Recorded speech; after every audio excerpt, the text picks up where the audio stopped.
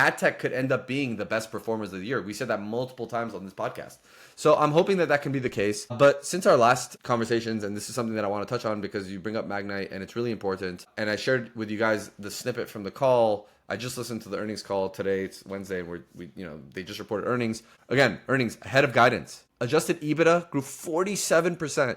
This thing trades at like 8 times adjusted EBITDA for this year. And that's before we get any sort of remedies from the antitrust ruling against Google. And they talked about that briefly on the call. They said, so Google owns 60% of the market share in the SSPs side of the business, of the industry. It's over 60%.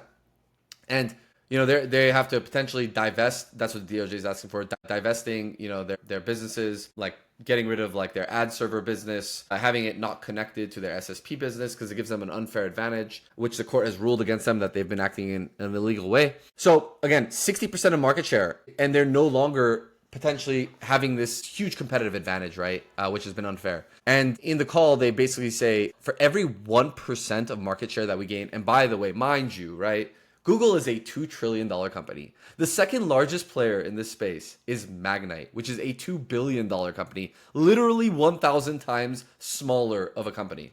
We're talking about potential revenues. These guys have all been fighting for the crumbs after Google takes the entire loaf of bread. Now we're talking about the loaf of bread is up for redistribution. That's a very big deal.